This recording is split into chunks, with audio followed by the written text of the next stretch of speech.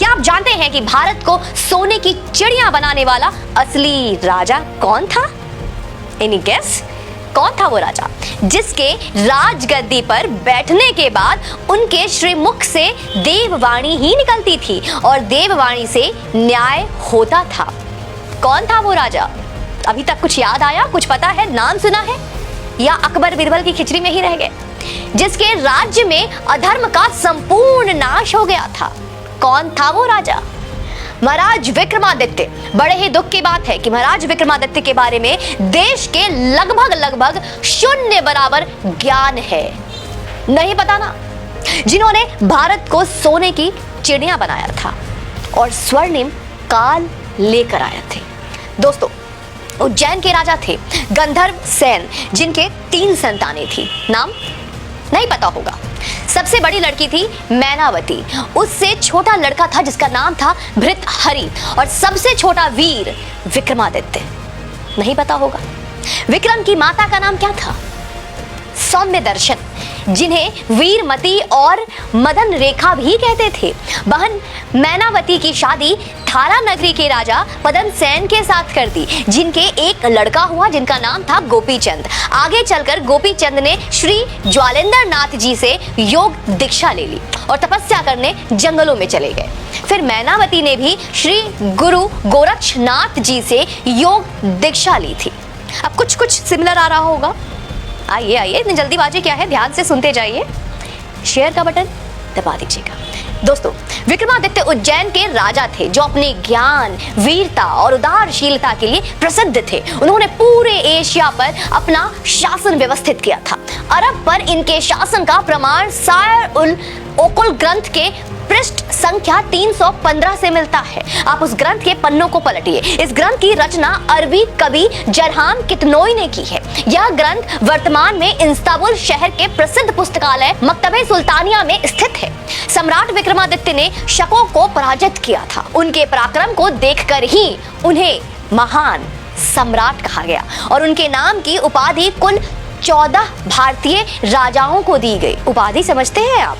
विक्रमादित्य की उपाधि भारतीय इतिहास में बाद के कई अन्य राजाओं ने प्राप्त की थी, जिनमें गुप्त सम्राट चंद्रगुप्त द्वितीय और सम्राट हेमचंद्र विक्रमादित्य, जो हेमू के नाम से प्रसिद्ध थे, उल्लेखनीय है। विक्रमादित्य के पूरे दरबार में नवरत्न रहते थे। कहना चाहिए कि 9 रत्नों रखने की परंपरा का प्रारंभ भी उन्होंने ही किया था। दोस्तों, उनके अनुसरण करते हुए कृष्णदेव राय और अकबर भी 9 रत्न रखे थे। सम्राट अशोक के दरबार में भी 9 रत्न रखे थे। विक्रमादित्य के 9 रत्नों का नाम जानते हैं आप? आइए। नंबर 1 धन्वंतरी, नंबर 2 छिपाका, नंबर 3 अमर सिन्हा, नंबर 4 शंकु, 5 बेताल भट्ट, 6 घट कारपारा, 7 कालिदासा, 8 वारामिहिर और 9 वरुचि। महाकवि कालिदास की पुस्तक ज्योतिर्विद के अनुसार उनके पास 30 मिलियन सैनिकों, 100 मिलियन विभिन्न वाहनों और 25,000 हाथी और 400,000 समुद्री जहाजों की एक सेना थी। दोस्तों, कहते हैं कि उन्होंने ही विश्व में सर्वप्रथम 1700 मील की विश्व की सबसे लंबी सड़क बनाई थी, जिसके चलते विश्व व्यापार सुगम हो चला था। आसान, बहुत इजी। आज ये देश और यहाँ की संस्कृति केवल विक्रमादित्य के कारण अस्तित्व में है। इस बारे में ज्ञात है आप? अशोक मौर्य ने बौद्ध धर्म अपना लिया था। शायद ये इतिहास के किताबों में भी पढ़ाया गया था और बौद्ध धर्म बनकर 25 साल राज किया था। भारत में तब सनातन धर्म लगभग समाप्ति पर आ गया था। दोस्तों, जी हाँ, आप बहुत चौंक रहे होंगे सुनकर कि मैं क्या कह रही हूँ। देश में बौद्ध और अन्य हो चुके थे। रामायण और महाभारत जैसे ग्रंथ खो गए थे, बिल्कुल खोने से लग गए थे। महाराज विक्रम ने ही पुनः उनकी खोज करवाकर उसे स्थापित किया। विष्णु और शिव जी के मंदिर बनवाए और सनातन धर्म की फिर से संरक्षण किया, बचाया।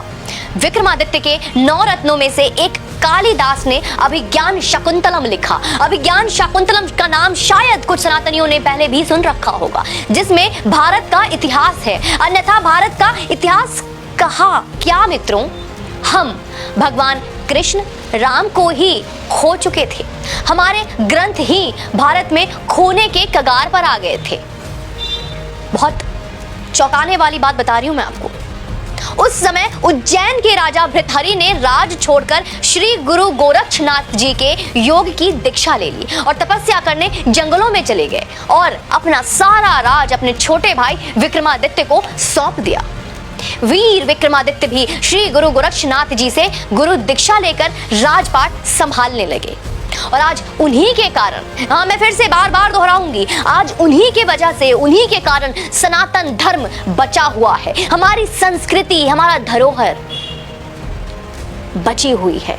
Our heritage, our culture is still safe because of it। महाराज विक्रमादित्य ने केवल धर्म ही नहीं बचाया है, उन्होंने देश को आर्थिक तौर पर सोने की चिड़िया बनाई। उनके राज को ही भारत का स्वर्णिम राज कहा जाता है दोस्तों। विक्रमादित्य के काल में भारत का कपड़ा विदेशी व्यापारी सोने के वजन से खरीदते थे। एक वो वक्त था, भारत में इतना सोना आ गया था, इतना अधिक सोना था कि वो सोना नहीं, गोल्ड। सब लोग सो जाओ, गोल्ड। विक्रमादित्य काल में सोने के सिक्के चलते थे।